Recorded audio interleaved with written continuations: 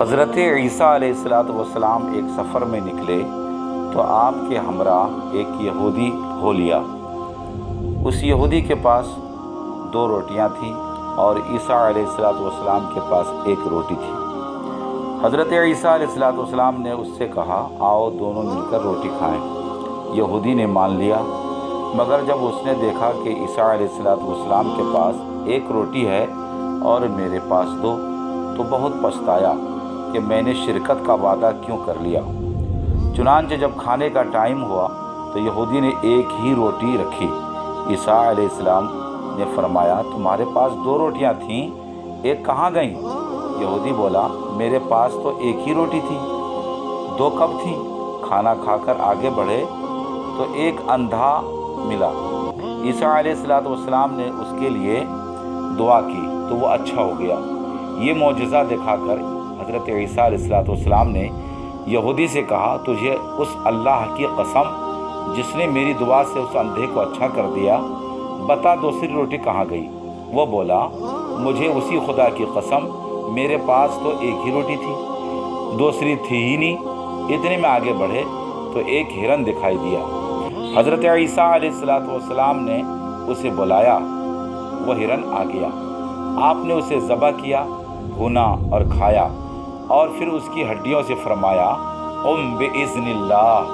وہ ہرن پھر زندہ ہو گیا۔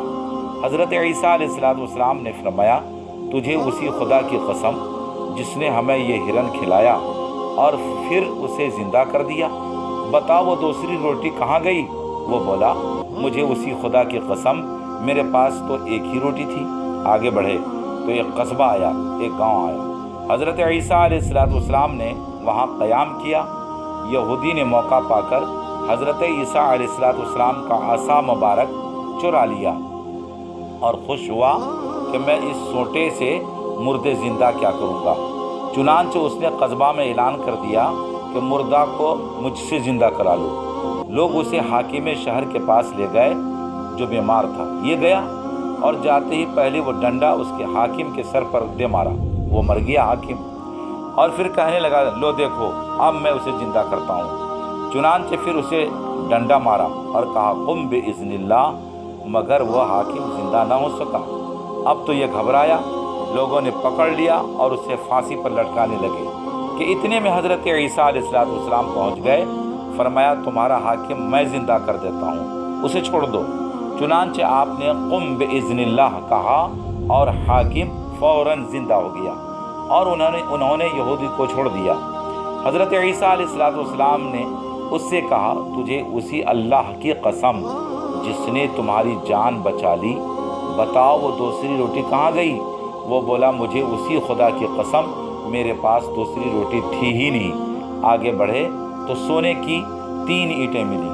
حضرت عیسیٰ علیہ السلام نے فرمایا، ان میں 1 اینٹ میری، دوسری تمہاری، اور تیسری اس کی جس نے تیسری روٹی کھائی۔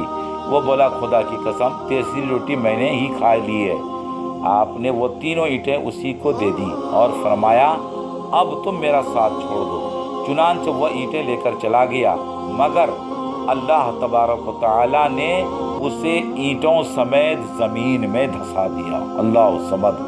دنیا کا لالچ بربادی اور ہلاکت کا سبب ہوتا ہے، اور یہ بھی معلوم ہوا کہ نبی کے سامنے جھوٹ بولنا بڑا خطرناک ہے، اسی لیے کہ نبی کو سب علم ہوتا ہے، اور یہ بھی معلوم ہوا کہ جو بات نبی کے منہ سے نکلے وہی بات دوسرا بھی کہے تو جو اثر نبی کے منہ سے نکلنے پر ہوتا ہے دوسروں کے منہ سے وہ اثر نہیں ہوتا۔